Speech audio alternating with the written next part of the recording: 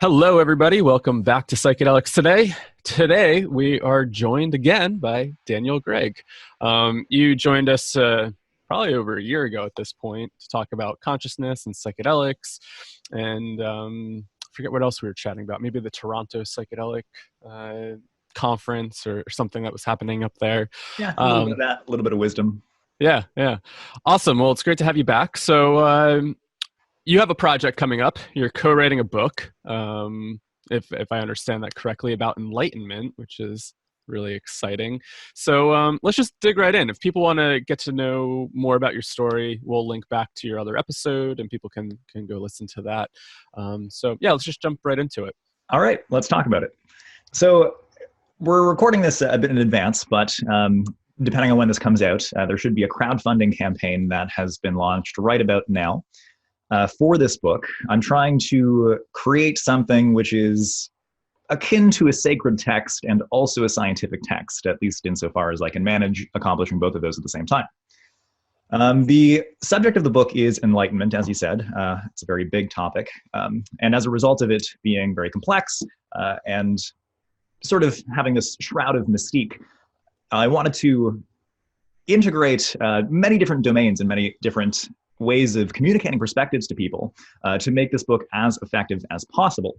And the way that's going to take place is by creating an artistic story that one will go through as they progress throughout the book. So it's not only going to be a theoretical piece of philosophy and science, but also there's a lot of art for the purpose of contemplation as well. Mm-hmm. Let me give the title of the book and the spiel, and then you can jump in and tell me if I need to clarify anything. Yeah, let's do that. So the book is called The Cognitive Continuum, From Insight to Enlightenment. Now, the primary title of the book, The Cognitive Continuum, refers to a key idea that we're going to be elaborating in this book. And by we, I'm also referring to Dr. John Vervaeke. He is the one that I'm working on this project with. He's something of an internet celebrity now, which is great. His work is getting quite out there, and I would recommend to anybody who has an interest in digging into the cognitive science of altered states of consciousness, transcendent experience, to look him up on YouTube. He's got a new series out called Awakening from the Meaning Crisis, and it's from that series that we are building a lot of this content.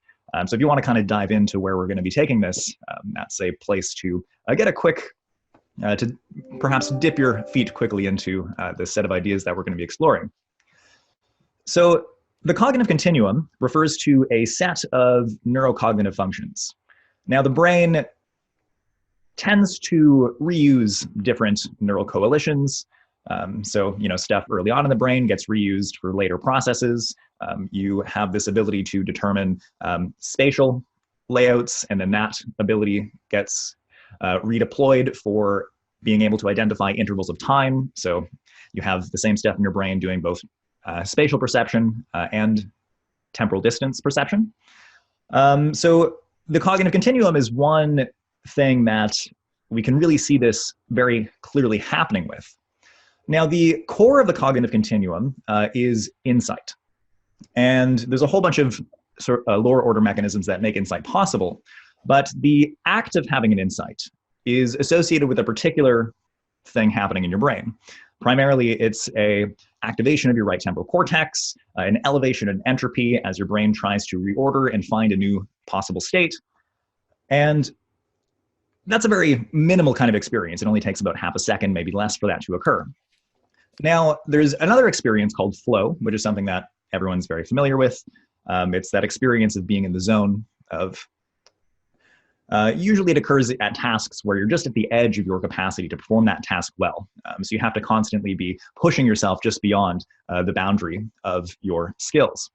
And then you feel immersed in that. You feel as though it's timeless. You feel at one with the environment as you're engaged in a task within a flow state. And that has been described by Dr. Vervaeke as an insight cascade. So we could describe that in terms of you having a cascade of insights, just right one after another. Then there's the mystical experience, which is what is the sort of culminating experience within this cognitive continuum. That, interestingly, has basically the exact same neural correlates and the same phenomenological correlates that the insight experience has. It's initiated by electrical instability in the right temporal cortex. It does a number of other things to your brain which are similar, but it's of extended magnitude and duration. So what gets distributed amongst people who are familiar with psychedelics often is these diagrams showing how much more connected your brain is at any one time under the influence of psychedelics. And that really puts your brain into a state where it's very likely for you to be having these massive destabilizing insights. And if they are of sufficient magnitude, then they'll feel as though you're coming into contact with absolute truth, with absolute reality, with God. People refer to it in different names.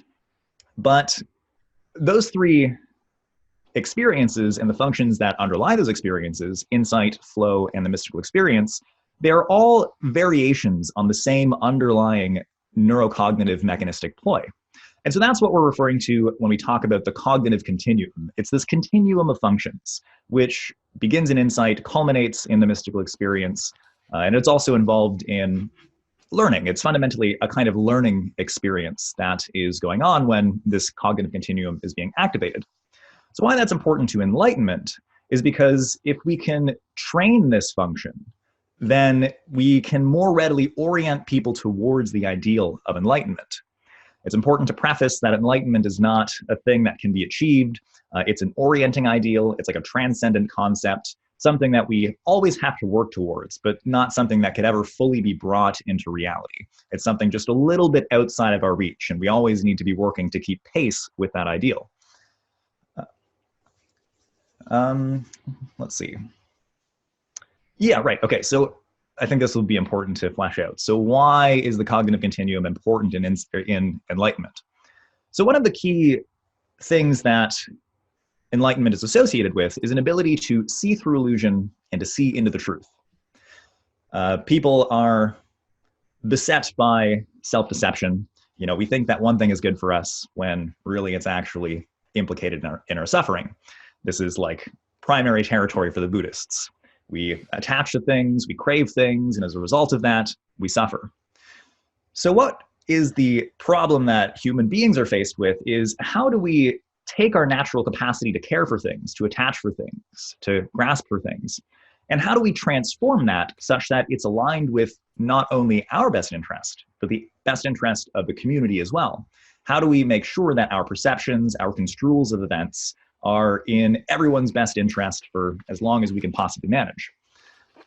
Now, in order to be able to orient one's perceptions and construals in line with this higher principle of the good, you need to have a degree of cognitive flexibility. So now we're going to get into a lot of stuff which is relevant from the last episode that we had recorded together. We talked a lot about the various components of enlightenment. Of wisdom, rather. So wisdom is definitely a key characteristic of enlightenment, but enlightenment can't be reduced to only wisdom. Wisdom features things like being sensitive to uncertainty in the environment, making sure that you're taking into account a bigger picture construal of events, making sure you're not just gravitating towards one emotion, but experiencing a complex array of emotions when you're considering difficult problems. All of these things are important to wisdom, and they're also important to enlightenment. Now, in order to engage in those skills, you need to be able to reframe how you're seeing things so that you can take other people's perspectives. Being able to transition and to take somebody's perspective for a moment and to step outside of your own is a powerful capacity for checking and balancing where your desires might be miscoordinated or misaligned with your or everyone's best interest. And to be able to engage in that perspective taking or in a reframing of events, we require the functions in that cognitive continuum, right? Because insight precisely is an experience of reframing something, of coming to see things in a new light. So if you can develop through meditation, through the use of psychedelics, through various practices, embodied practices in particular, I think are very important and underemphasized. You'd probably agree with me on the breath work, that breath work is massively important in being able to hone one's perceptions, understandings, do the self-work required to see past one's own biases, etc. And when we're doing that kind of self-work, and we actually get to a point where we can see our biases for what they are and to reframe them when necessary, the stuff that's going on in your mind that is underlying those experiences of reframing are the functions of the cognitive continuum. So that's why it's so important. Whew, there's a lot there. Yeah, there's my elevator pitch. No, that was really awesome. Thank you for that. Let's back up a little bit, and I want to hear your definition of enlightenment. Like, what do you mean by enlightenment? I know some people probably take it from the Buddhist perspective, but I'm wondering how you're defining that as well. Yeah, let me see if I can condense this into as few words as possible.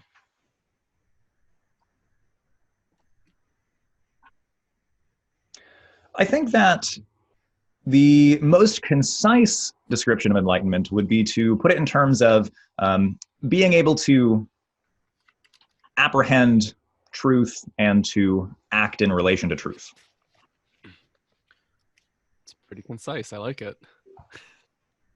Yeah, a lot of these problems, people get problems there though, like truth. What is that word? I know. There's tons of problems. Starting to get circular. Simultaneously, things are like more complex and less complex than people think that they are.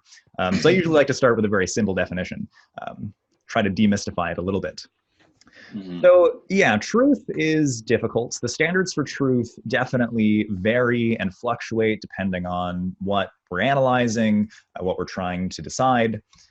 But enlightenment in particular has to do with the kind of truth that obtains to social situations. The Buddha famously did not engage in metaphysical speculation too much. That's a kind of knowledge that we can try to work towards. It's a kind of discussion we can engage in, but it wasn't, as far as Buddha was concerned, very important or necessary to the project of learning how do you be a good person, So I think that there's a gradation of truth. There are multiple truths that can simultaneously hold. There's nothing weird or strange or counterintuitive about that. Maybe there is something counterintuitive about it, but multiple truths can definitely hold. And we need to be sensitive to which truths are more true at a given time based on a big picture framework of, well, what are the outcomes that we're hoping to achieve in whatever interaction we're considering? Mm-hmm. This idea of like social situations kind of reminds me of, I guess, like Shambhala a little bit, like this protection of this enlightenment for the better of society. Have you explored any of that at all? I'm not really familiar with much of the Shambhala stuff, no. Yeah, I explored it a little bit during my undergrad. I did a little like independent study on it, which was really interesting. But yeah, just this idea of kind of more kind of socially engaged, it seemed like. So yeah, the social engagement stuff is hugely important for what we're looking at. As we said right before we started podcasting, like if it's not good for people, then like what's even the point? Right. I like this three-part continuum here with insight, flow, and mystical experiences. It just seems like really interesting to view those, and even just thinking of insight and how that can even relate to mystical experiences. I'm just thinking about my own experiences in the past and just thinking about how those states where you're just getting flooded with insight, how that seems so mystical, right? It's like you're being exposed to something beyond you. So it's really interesting just kind of combining that together. And I have more to say on that point if you'd like. Yeah, sure. You started pulling up a bunch of interesting keywords, which I think bear exploring a little more deeply. So the way that Dr. Vervaeke talks about the mystical experience and the insight experience is that the insight is something that's happening inside your consciousness. You have an overarching frame, and an insight takes place within that frame. Now, the mystical experience, on the other hand, it's an insight of consciousness. It's so grand in its scope and in its magnitude and in its duration that we can consider it to be an insight of the very parameters of your conscious experience, which are informing the frames that you then form of the world in subsequent experiences, the experiences that are following that mystical experience. Cool. Huh. Yeah, that's interesting. Yeah. I being interested in philosophy, I want to circle back on the metaphysical thing, but I understand how kind of like futile that can feel, and perhaps not helpful for the individual. Though, what if we are making quite a bit of metaphysical assumption, and we're very wrong, and perhaps there's a situation that develops downstream. I don't know. That it's just a thought. We don't need to go into that because we're not really talking metaphysics. But I mean, I am more than happy to talk about metaphysics with you. I also am a student of philosophy, so that's definitely part of my wheelhouse. Cool. Well, I want to stay on track in terms of talking about your book. We don't want to go too far off the rails, but we'll have you on again so we can get into that psychedelics and metaphysics. Sure. We're doing a whole philosophy program as part of our training too. So, very cool. Yeah.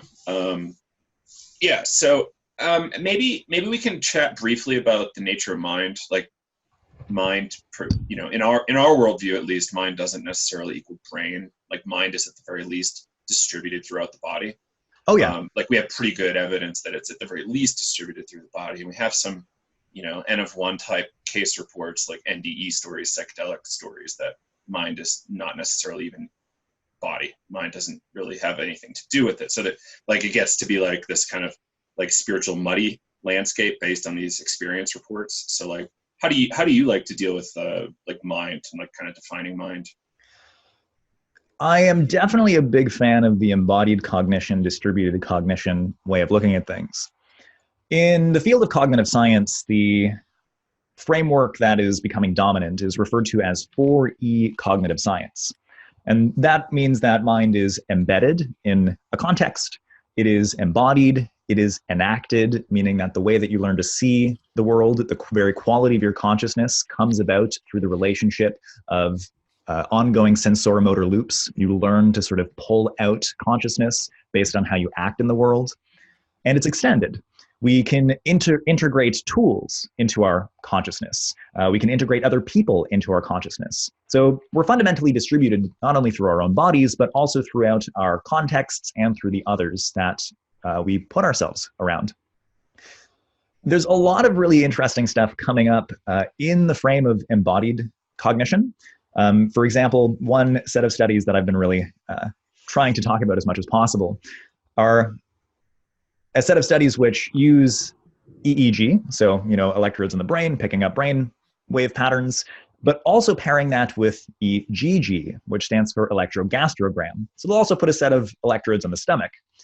And this is still in a very early basic stage, but there's at least 3 studies that have come out on this, and at least 2 of them have concluded that there is a singular resting state network that goes between the brain and the stomach.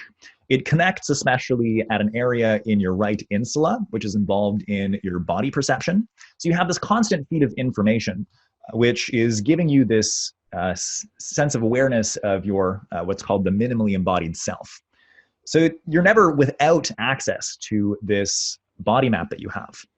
And when we have experiences of having a gut feeling or having some twisting sensation or some sensation of relief in the stomach, that very well is likely coming from sensory neurons in the stomach. Peter Levine is a great character in the field of trauma study, trauma treatment, and he talks a lot about this network. And there's this one part in his book where he mentions that there are as many neurons in your stomach as there are in a cat's brain. And most of those are sensory and going up into your brain. So the majority of that information is communicating with your brain, informing how your brain is making judgments and assessing situations. And I think that being grounded in that sensation of the stomach is massively important for honing your intuitions, for coordinating your insights and your experiences with that which is true.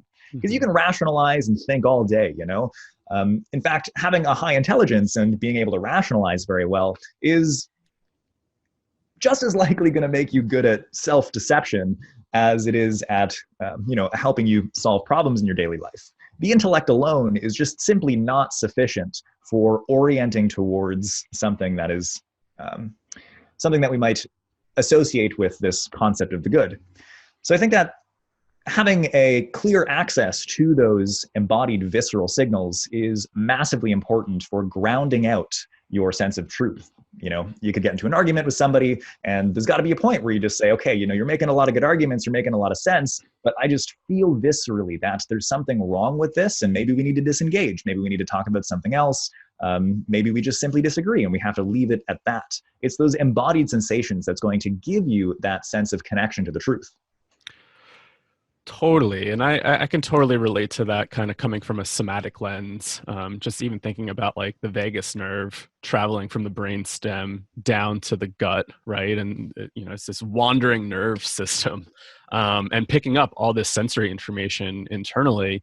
And, you know, I feel like since we're such a cognitive kind of culture, we think of truth being more intellect. And this is something John Cobb brought up when we were interviewing him, that like feeling needs to be part of knowing, right? And we kind of disregard feeling as a way of knowing. And, you know, you just pointing that out, like having that gut feeling, it's like, how do you even put that into words to know that that's the truth, right? And I think a lot of people go, oh, you know, you're just having a reaction, or, you know, if you're coming from that trauma background, oh, like, you know, maybe you're having some sort of trauma response and your body's reacting to this, and maybe it's not true. Maybe your nervous system's just hyperactive and you're just reacting from this. But, you know, there's something, I think, in there that our body knows. You know, and I think this is a kind of like a paradigm shift of needing to kind of tune into that a little bit more, for knowing truth. At least, I don't know, from my opinion or perspective. No, man, I'm totally on board with that. Like I was just thinking yesterday as I was stretching, doing yoga, you know, getting in touch and in tune with my body, I was thinking about how my body processes information. I was thinking about the octopus. The octopus is a great case example because it has like an entirely distributed nervous system. Each one of its arms effectively has its own central control. So we can see that from organisms like the octopus and from lower order organisms, you know, like C. elegans, which has like a very basic kind of nervous system. The default for nervous system function is distributed networks. Centralization is something that comes very late within the evolutionary process. We have a brain, it's useful, it's a result of the kind of embodiment that we have, and it does definitely centralize our processing. But it's not central in the way that we thought in the 1960s when we had the cybernetic model. And the cybernetic model would claim that any sort of intelligent behavior, any artificial system is kind of like a computer, which has a bunch of mechanical parts that extend out from this central organizational hub. And the organizational hub is effectively doing everything, sending all of the signals, and the other parts of the cybernetic system are just mechanistic tools doing the bidding of this central processor. Within the cultural mind at the moment, we are still dealing with this specter of the cybernetic view of nervous system function. I find psychedelic studies so interesting and sometimes so funny because, for example, there was this recent study saying, oh yeah, we did like EEG on DMT and we know there's lots of theta waves. So science now says it's like a dream state. And like, yeah, I mean, like everyone could have told you that for like thousands of years. Like we already definitely knew that. But as soon as we get this view that says, oh, we have like this brain analysis thing that tells us there's this localized pattern in this particular area of the centralized processor, now it's legitimate knowledge that we can say it's like a dream. Yeah, I find that really interesting. And I think this idea that still persists in mainstream thinking and discussions about brain function, nervous system function, I think we can still see that like the specter of cyberneticism, I'll call it for now, popping up in how we make knowledge claims, right? I mean, there are various ways that we can make genuine knowledge claims. One of them is through direct experience, and we don't really value that as much as we should. It's not enough for, you know, 1,000 indigenous shamans to say this takes you to a place like the dream world. We have to have the EEG analysis before we can actually apply that knowledge and consider it legitimate knowledge within this scientific context. Right. Yeah. It's always, I mean, to some extent, it's really important to do this research, right? I mean, I think it's really helpful to have some context around what's going on and help us provide at least just understanding how these systems are working.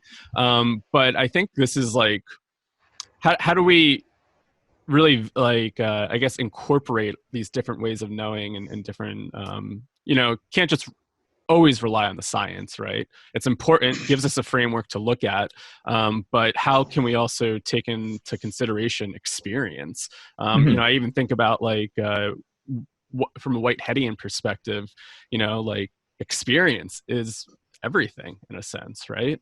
And that's valid. That's all we really know is experience. Totally. And I think that the proper place for experience within a scientific project is in narrowing down the search space, right? If you get really good at clarifying how you're forming intuitions and how you're reasoning about things a priori, and sometimes clearly reasoning about something involves like inducing a hallucinatory experience and discussing with some angelic being, something like that. Reasoning doesn't always look like sitting down and applying the measures of rationality and logic. So yeah, that's how I see those working together. We have to integrate and internalize the tools of the sage, of the shaman, those kinds of characters, if we're going to be able to organize and hone our intuitions such that we can make the scientific process more efficient and more effective. Mm-hmm. Yeah, and I guess on the flip side, sometimes we would have these, I just wrote down when we were talking about meditation, psychedelics, and this idea to see past our biases, that sometimes our experience is like, how do we even know that's truth, right? Could just be experience. And so I think this is why we need both sides and need to find some sort of common ground, right? We could have a really profound experience that becomes our truth, but it's also very biased at the same time, right? Yeah. And so how do we know from an enlightened perspective, I had this mystical experience, I know this to be true, and so therefore I can kind of cut through these biases that I see on a day-to-day basis. But again, that's your experience as well, right? So the experience of truth is just that. It's an experience. It's something that we can trigger independently of any content at all. A lot of people will come out of their mystical experiences and just say, there was just truth there. And then you ask them, well, what was it saying? Where were you? What happened? And they're like, I don't know. There was just a lot of good information happening. And I feel that I contacted something that was true. And I was like, well, what was the truth about? It was just about the truth. So you're basically having a brain spasm, in the area of your brain that processes comprehension and understanding. That's what the right temporal lobe does. It gives you this phenomenological signal of understanding when you're actually engaging with information coming into you in such a way that you can actually grasp it and work with it and respond to it. So we can definitely trigger those kinds of experiences of the truth independently of anything at all. But the important thing is, going back to the embodied stuff, that sensation in the body. So Rosalind Watts just put out a paper, and I read it yesterday, and I love this paper. She's talking about the accept, connect, embody framework that they're applying to the psilocybin for depression treatments that are ongoing in Imperial College right now. And the one thing that they mention in that is that to keep people in touch with that which they need to get out of the experience, it's important to have them maintain focus on the somatic sensations that are emerging for them within the context of their psychedelic experience. If you move away from the somatic experience, it's easy to go into the realm of fantasy and just to, see interesting geometry kind of removed from any significance. But if you direct that person to attend to their body sensations at the same time, that is more likely to produce insights that are effective and meaningful for people. That's interesting. Yeah, I got to check out that paper. That'd be cool. We'll link it up in the show notes. Yeah, I'll send it to you. Seems to me like there's some similarity there between your background, Kyle, in somatic psychology. So yeah, this might be a little off topic, but maybe on topic too. But this story just keeps coming to my mind. So we're talking about knowing and truth, and so I was in Hawaii and I was doing a class with Kat Harrison, and we were walking around the beach, and I got this. I just started picking up all these rocks. And then all of a sudden I felt really sick. And I was like, I got to put these down. And it felt kind of like weird. I was like, why am I being so weird about this? But deep down inside, like something told me, put the rocks back, right? And you're not supposed to take these. And towards the end, once the group kind of got back together and met up, I think it was Kat or maybe the other person that was teaching said, did anybody pick up any rocks? And people are like, oh yeah, I got them. And they're like, I would put those back because, like, you know, from this, the rocks are meant to be here. And from the past, people that have taken the rocks kind of got some bad luck. Like people got into accidents and all these kind of things started happening. So it's just like a weird thing of like having this like gut reaction of like, put this back, right? And then, you know, half an hour later, it was kind of like validated of here's some like, you know, folklore or here's some like kind of transpersonal things that have happened to kind of validate that, hey, maybe I was onto something there, right? Like maybe the land was speaking to me. And, you know, that's very animistic and shamanic, right? For me, that was more of a shamanic experience. The rock was like, hey, I belong here. Don't take me. Right. And, you know, these people are like, don't take any of the rocks, right? Those experiences are cool. I love hearing about them. They're very difficult to talk about in a way where you don't have to provide these caveats like, oh, this is like really shamanic, but like, hey, you know, it's a thing that happened. I was getting a legitimate experience, etc. I think it's great to be in tune with those kind of experiences. I think that at the end of the day, like we really don't have a great grasp on what exactly is happening. Sometimes all we have are these stories and these correlations that are told through story. And sometimes it's just good to listen to those and to engage with an attitude of respect for whatever the, quote, land is telling you, unquote. Yeah, I mean, I don't know how to navigate it. I kind of come, but I guess the way that I navigate that is listening to the body, right? And so something that I've been thinking about, I'm curious to hear your thoughts. It's like when people think about enlightenment, they think about, you know, maybe this is generalization, but thinking about transcending like this kind of reality. It happens through the mind, and enlightenment is very mind oriented. Something that I keep coming back to is more oriented towards the body and how do we fully be present here and kind of like really tune in to what our bodies are telling us and how our bodies are interacting with our reality. Yeah, so I can definitely speak to that. You know, when I was giving my concise definition of enlightenment, I was going on the philosophy description. I should have gone on the cognitive science description. The cognitive science description is that, so there's this idea called optimal grip.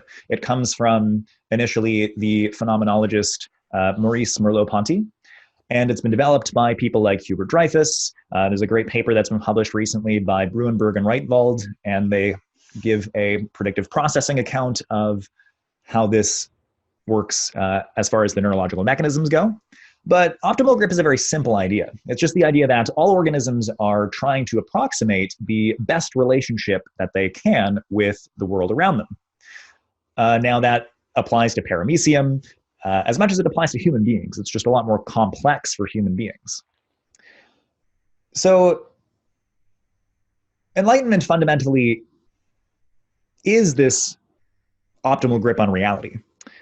There are a lot of people who try to take this kind of escape the world approach, transcend the world approach. But the way that I would articulate the transcendence playing a role in enlightenment is that you consistently coordinate your optimal grip on reality by maintaining a dialogue with the transcendent. It's not about escaping the world and becoming blissfully immersed in the transcendent for all of time, because that's not like really useful or good for anybody.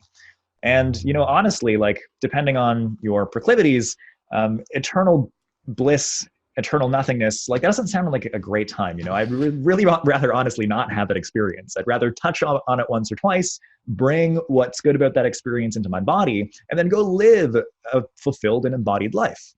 The world of the body is massively important. And in our religious and spiritual thinking, the importance of the body has typically been denigrated. Especially if we're looking at the more Platonic forms of spirituality and religion. That very much has this approach of escape the world, maintain eternal union with the one, and that's the goal. There's a philosopher, his name is Roberto Unger. I'm using some of his theories to ground how I'm talking about various religious proclivities in this book on enlightenment. He talks about three fundamental attitudes that characterized the religious revolution after the Bronze Age collapse. So way back in like 3000 BC, something like that. I think maybe a little bit later than that. Civilization collapsed globally. We've really never seen a collapse of civilization like that. And then across the world, people started gravitating on very similar kinds of insights, which might have had something to do with they were confronted with a kind of human-caused suffering of the likes they had never seen before. So they had to kind of step back and look at themselves, look at their own minds, and look at where they were, and think, how the hell did we get to this point? And that oriented them towards what we might call the transcendent. Some people call it God. Some people might simply call it Dharma.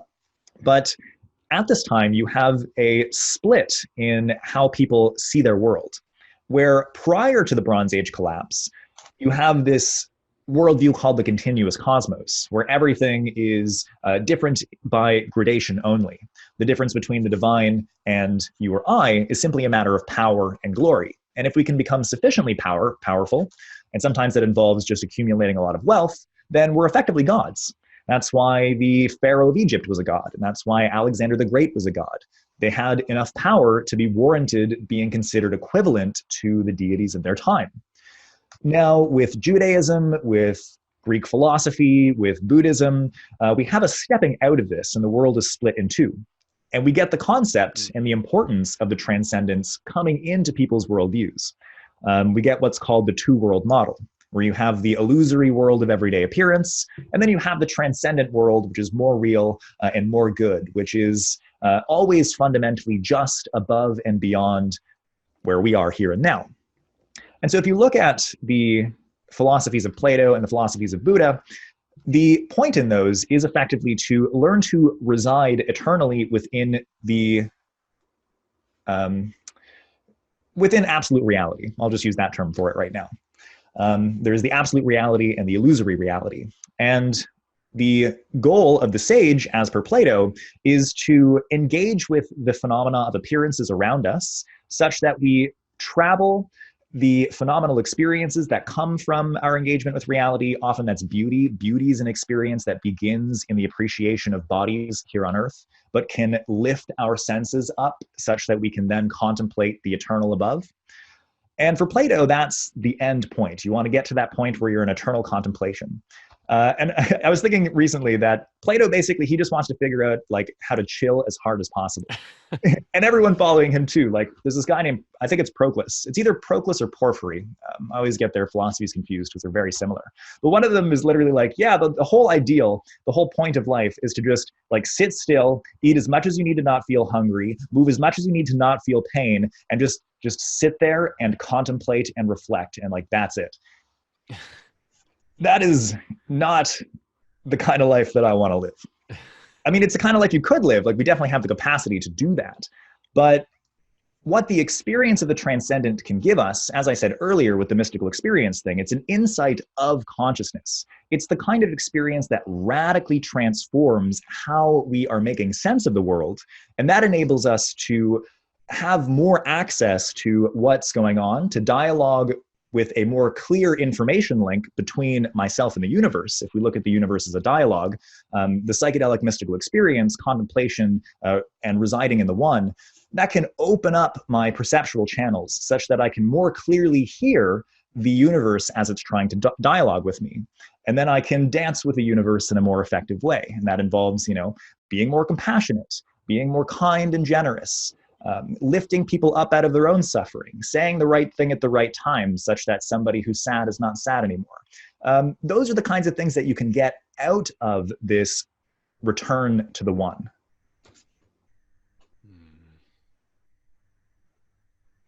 I can back that up with some data as well, if you'd like. Well, if you want to try briefly, yeah, that might be helpful. Yeah. Sure. So in the first wave of studies that came out of Imperial College studying the effect of psilocybin on treatment-resistant depression, they did a number of cognitive measures alongside these people who were going through these treatments.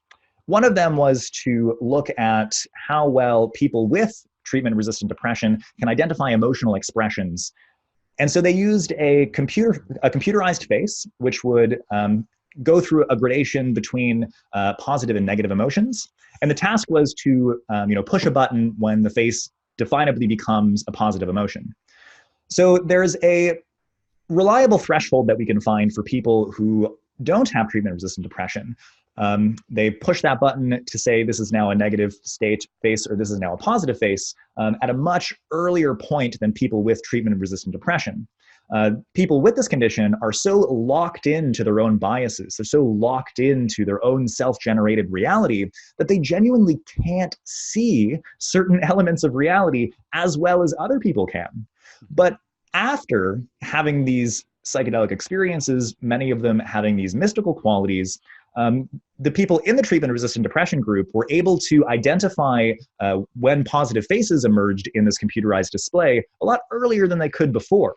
So that's an instance of these transcendent states of mind translating into an opening up of people's perceptual channels and a better ability to see truth. Right. Yeah, it's really interesting. And like when I think about just even facial recognition, and I think about like trauma, people that have been through a lot of trauma just are more likely to see the negatives in facial recognition. And that was something that came out of the MDMA research as well, is that there is obviously more empathy produced, but also this experience of seeing the therapist not as threatening, right? And then whenever I think about this whole theory I think about like the polyvagal theory and thinking about putting social interactions and relationships at the forefront of this, of trauma treatment, stuff like that. I don't know where I was going with that, but just something that came up as you were describing the face stuff. I think the theme that's becoming apparent out of what you're mentioning is the importance of this holistic distributed network processing stuff. Because so people with trauma in particular, the vagal nerve mediates a number of responses, right? We can have this activation response where people are going into fight or flight mode. It can also promote social engagement, or it can result in shutdown, which very literally does shut down the channels of information between your brain and your body. I'm somebody who has very much had that exact experience. I spent like maybe 10 to 15 years of my life in chronic dissociation. One of the things that I got out of cannabis was that it was the only thing that actually made me feel real. It was so weird when I first tried it. That was not what I was expecting. And then I was like, yeah, I actually feel in touch with reality. I feel present.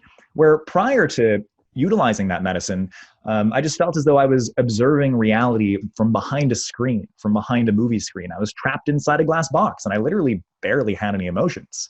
It's not a good place to be, and it's not a place where your intuitions are going to be very well coordinated. You're just going to be running on these loops based on the experiences you've had. And if that's the kind of state of mind you're in, usually those experiences haven't been very good. Mm-hmm. Yeah, totally. And I guess, just even thinking about this, it kind of comes back to this, like when I think about enlightenment of being kind of like this body oriented thing, when I think about being able to take the transcendent, have these experiences where we're experiencing insight and then this bigger kind of picture, the mystical, and then being able to come back and embody that and, really be here and work with some of those triggers, right? And work with the body. So if we're able to come back and even address and kind of tap into the nervous system that way and embody that, right? I think that's like, we can show up and create better relationships with ourselves, with our, family members, friends, and then what's the ripple effect there, right? If we can all kind of get, more emotionally regulated. Totally. As we were saying before, human beings make a distributed organism. So if you are more in tune, then your community is more in tune. Yeah, that's very important. I'm curious as to what your experience is, because I know you're a breathwork facilitator, right? So what has your experience been with breathwork? How do you see breathwork providing this connection and this attunement between body and mind? Great question.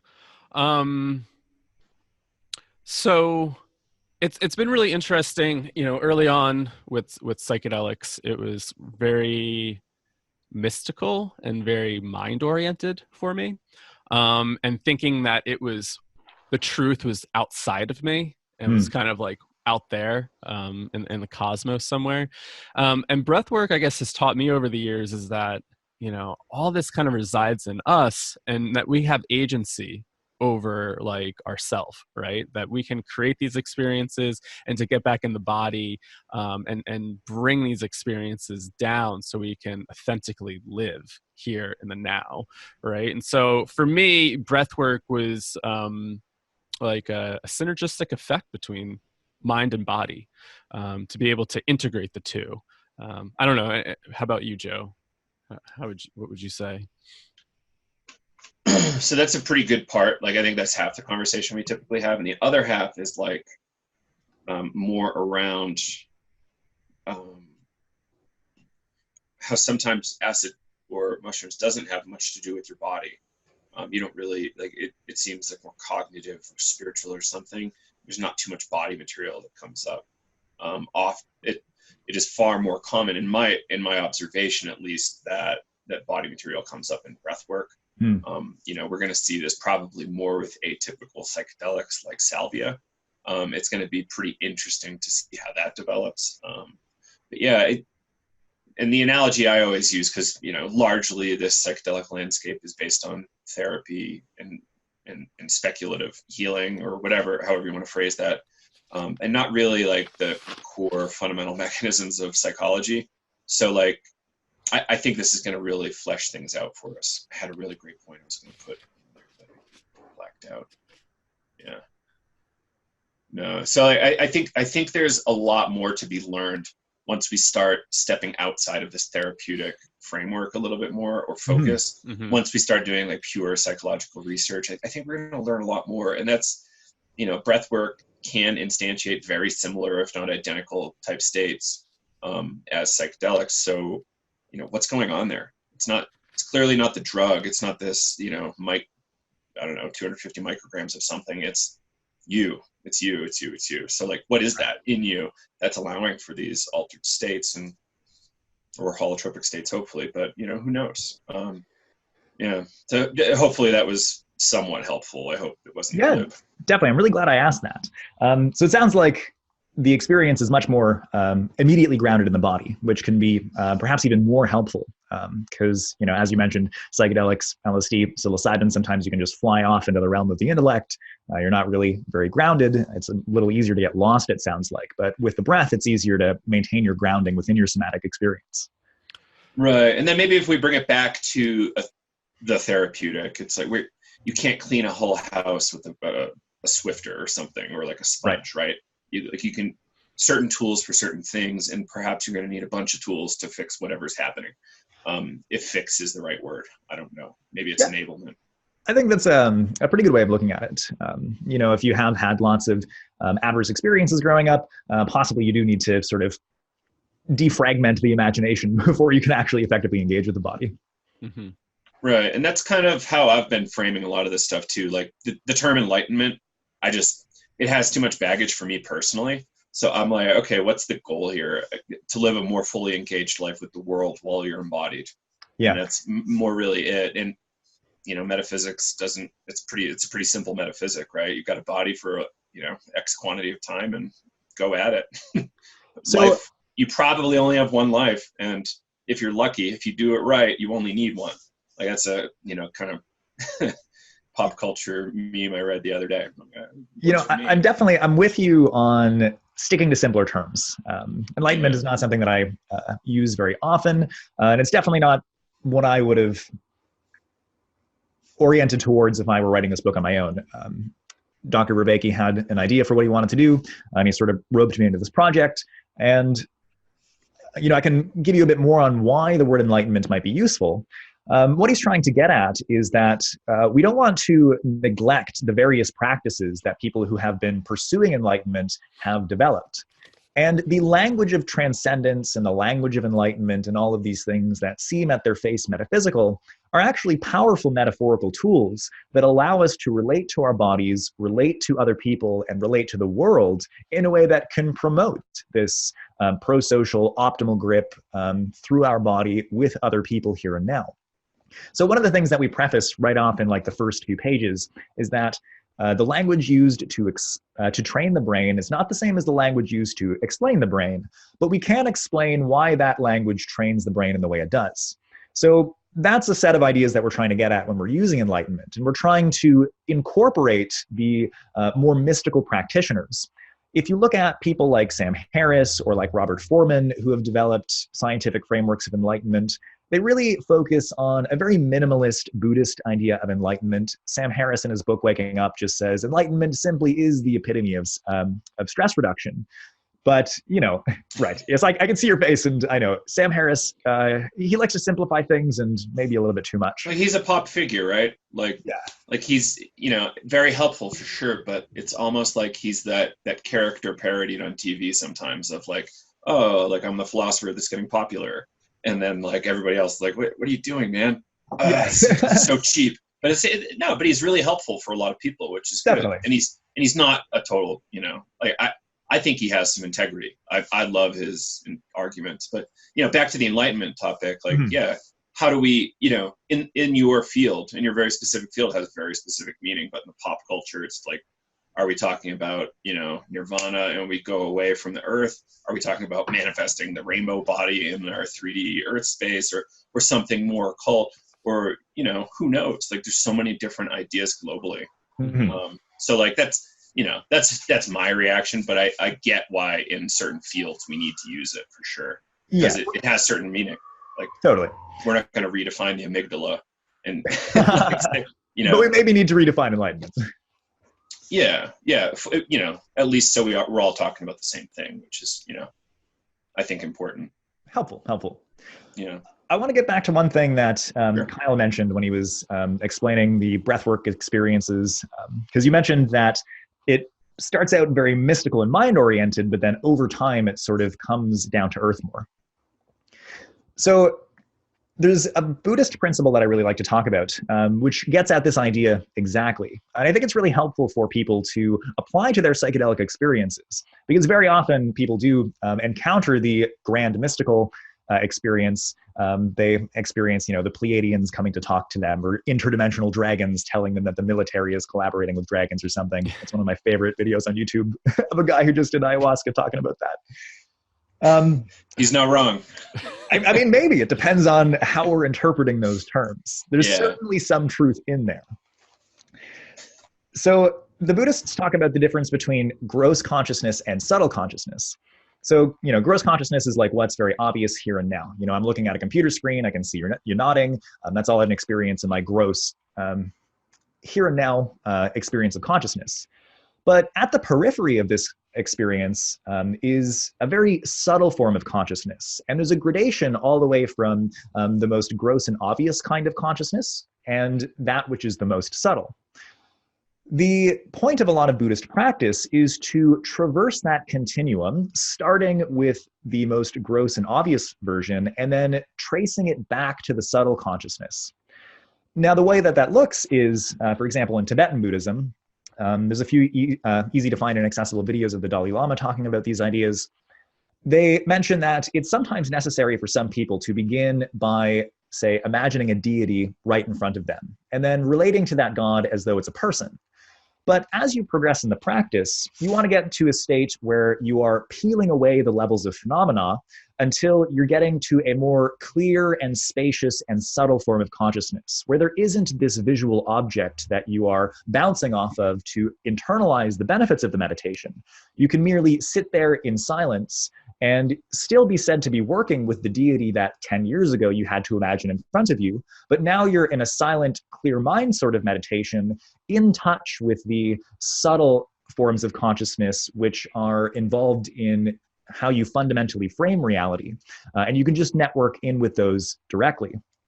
I think that there's something to be said for the idea that these subtle forms of consciousness might be the sort of pre-cortical areas of the brain, because we don't really get full conscious perceptions from early midbrain and low brain processing.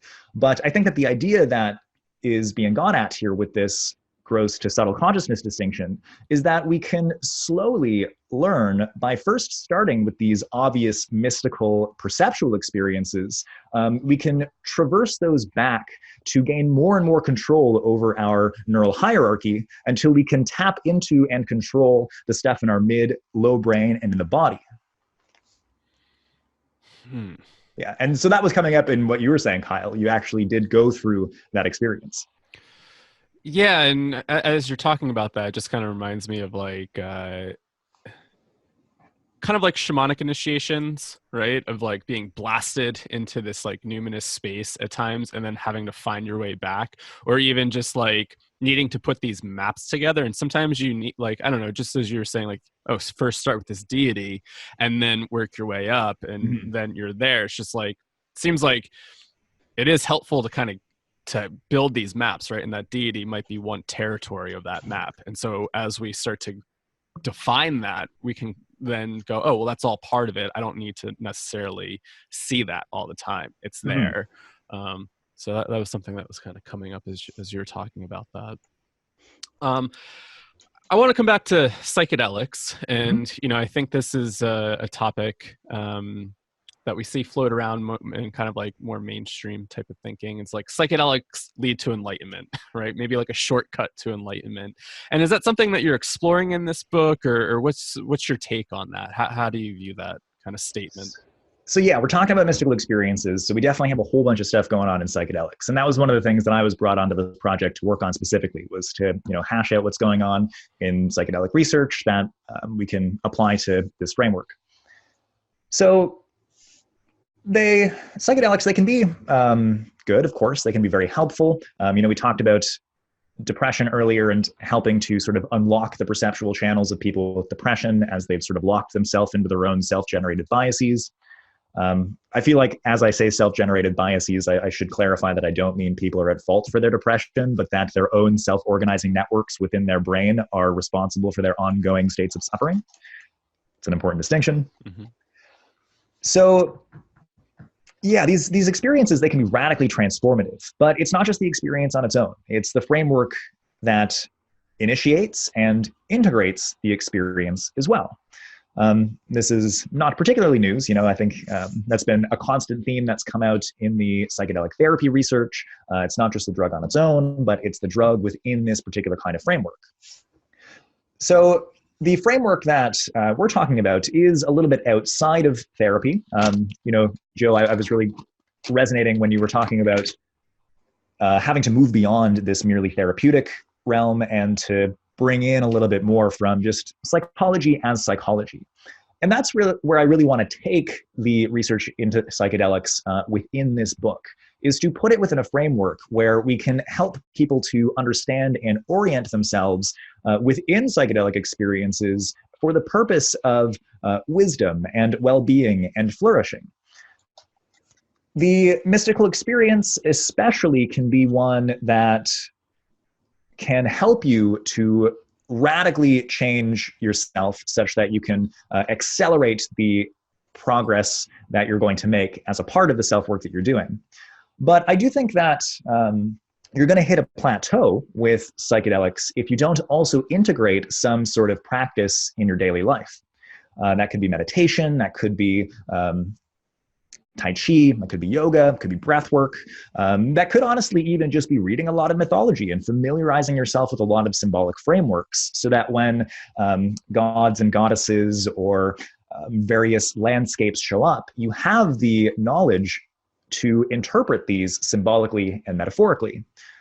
If you're not really doing any of that work on the side, then sure, you're going to benefit from psychedelics maybe once, maybe 5, maybe 10 times, depending on where you're at.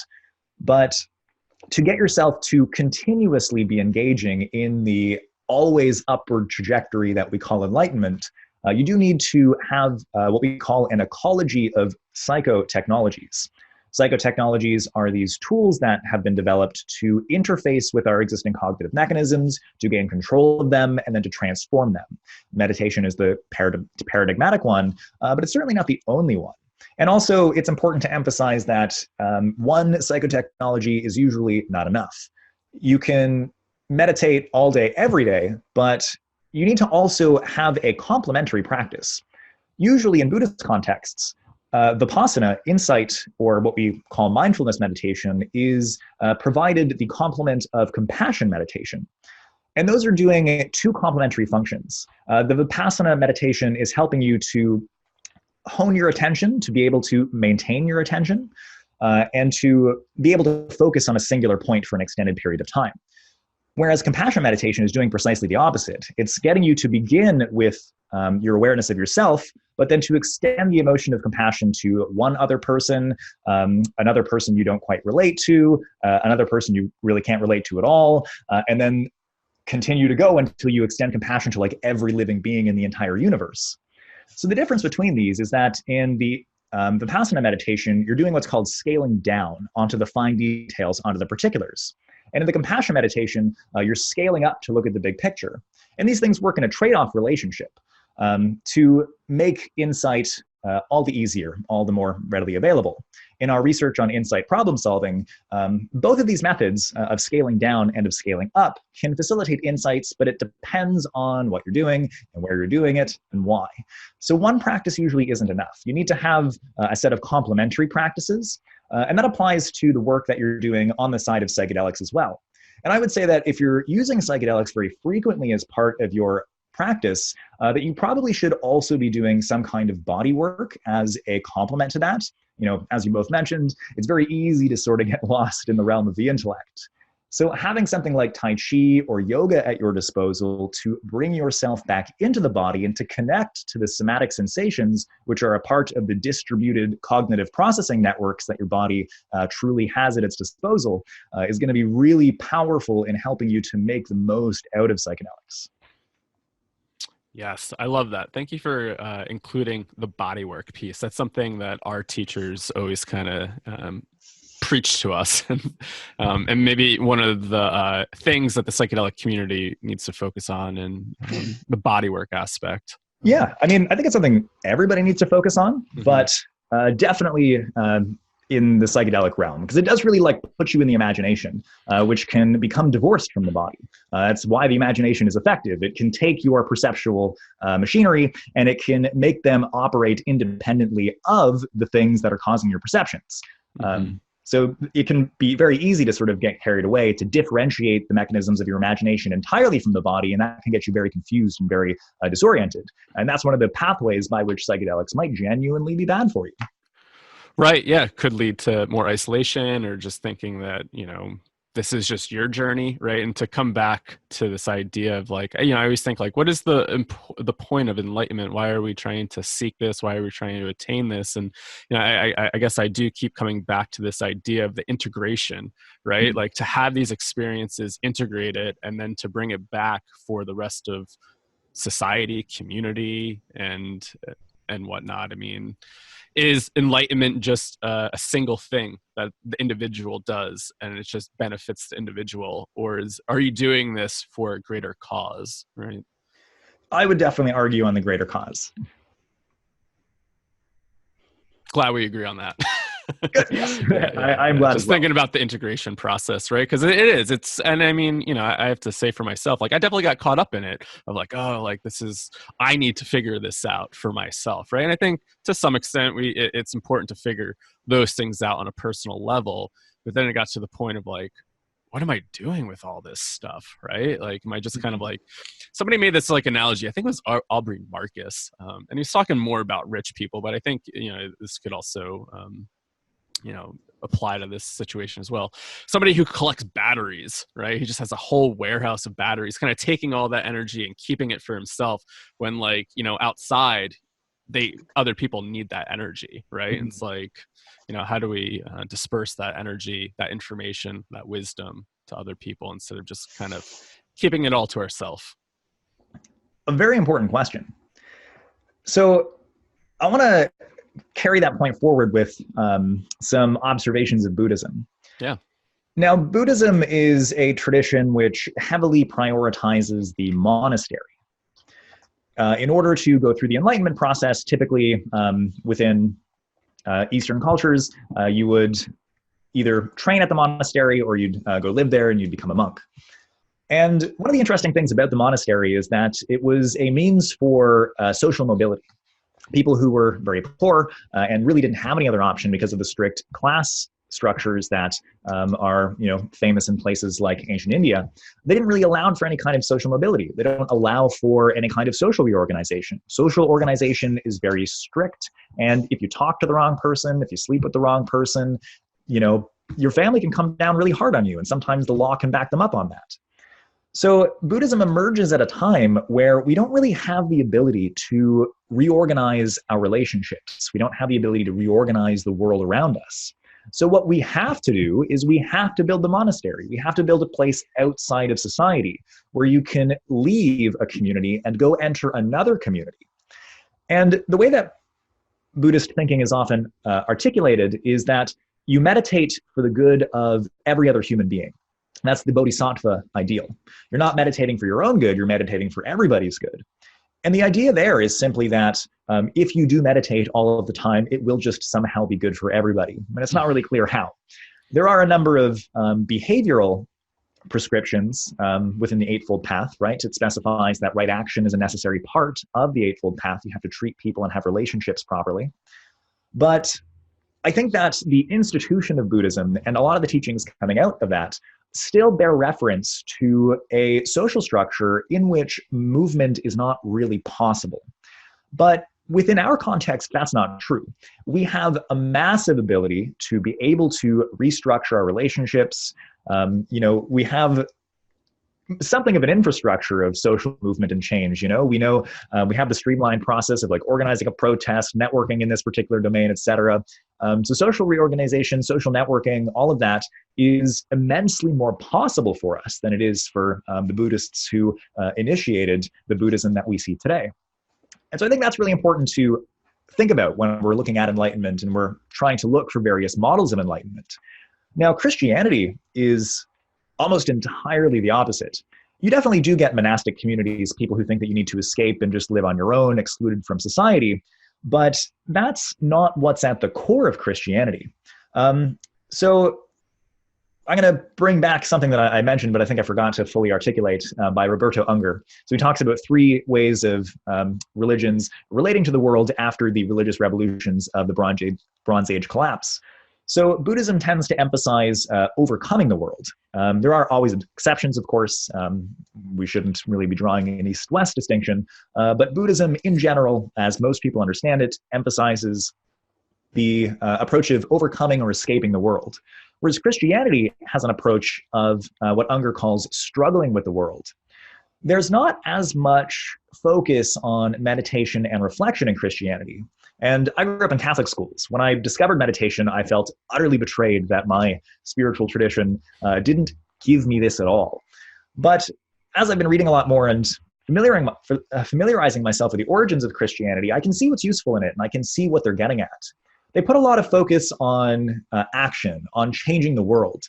It's simply not enough to change oneself. Rather, every individual has an ethical imperative to make the world one that is worth God coming to, such that when the judgment arrives, God will see that we have done him justice.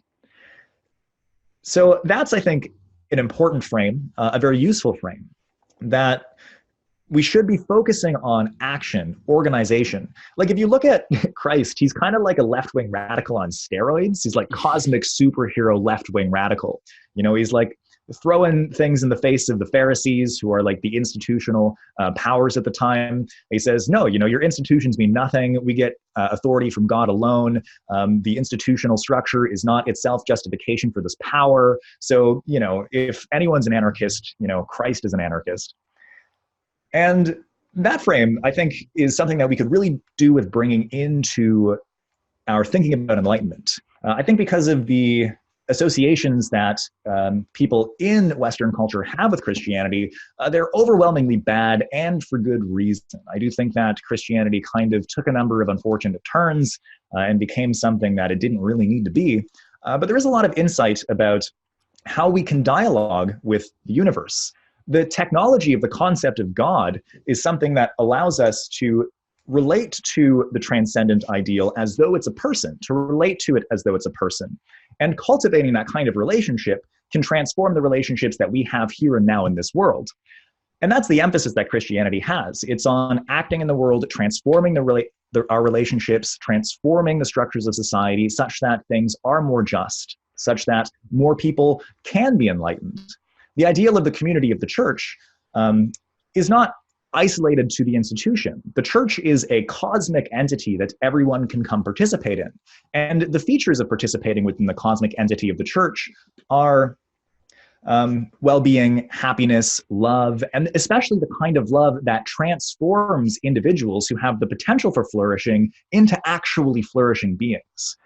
So I think that we can yoke the insights from both this approach of overcoming and this approach of struggling with the world in a very adaptive fashion, so that we can know how to apply our atypical experiences, our enlightenment practice, and coordinate them with not only the changes that need to happen in us, but the changes that need to happen in the world.